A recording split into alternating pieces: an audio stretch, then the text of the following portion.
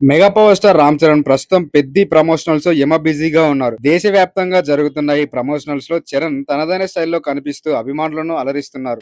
ఈ ప్రమోషనల్స్ లో భాగంగా ఆయన ఇచ్చిన ఓ ఇంటర్వ్యూలో తన చిన్ననాటి జ్ఞాపకాలు, అలాగే తన తండ్రి మెగాస్టార్ చిరంజీవి క్రమశిక్షణను గుర్తు చేసుకుంటూ ఆసక్తికరమైన విషయాలు పంచుకున్నారు. తనకు నటుడవ్వాలని కోరిక ఉన్నా తన తండ్రి ఎలా చెప్పాలో అర్థం కాక అబద్ధం చెప్పానని ఆయన చేసిన వ్యాఖ్యలు సోషల్ మీడియాలో వైరల్ అవుతున్నాయి. చరణ్ ఇలా చెప్పారు: నేను చిన్నప్పటి నుంచి ఒక రకమైన ఒంటరితనంలో లోకజ్ఞానం లేకుండా ఉండేవాడిని. అజ్ఞానం అనేది ఒక వరం అయితే దానికి నేనే ఒక స్పష్టమైన ఉదాహరణ అని చెప్పారు. మా ఇంట్లో సినిమా వాతావరణం అస్సలు వచ్చేది కాదు. సినిమాలకు సంబంధించిన అవార్డులు, మ్యాగజైన్లు అన్నీ ఆఫీస్ దగ్గరే ఆగిపోయేవి, ఇంటికి వచ్చేవి కావు. సినిమా పత్రికలు ముట్టుకోవడానికి కూడా మేము భయపడేవాళ్ళం. అందుకు మా నాన్న ఎంతో పెద్ద స్టార్ అనేది మాకు అప్పట్లో సరిగ్గా తెలిసేది కాదు. నాన్న పిలిస్తే తప్ప షూటింగ్ సెట్స్కి కూడా వెళ్ళే ధైర్యం చేసేవాళ్ళం కాదు. ఆ క్రమశిక్షణే మమ్మల్ని సినిమా ప్రపంచానికి దూరంగా పెంచింది.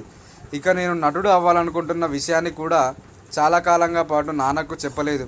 ఒకరోజు నాన్న నన్ను పిలిచి, నీ వయసు 17 ఏళ్ళు కదా, ఏం చేయాలనుకుంటున్నావు అని అడిగారు. అప్పుడు నా కోరిక చెబితే కొడతారేమో అని భయం వేసి ఆయనను ఇంప్రెస్ చేయడానికి నేను మెకానిక్ ఇంజనీర్ అవుతానని అబద్ధం చెప్పాను.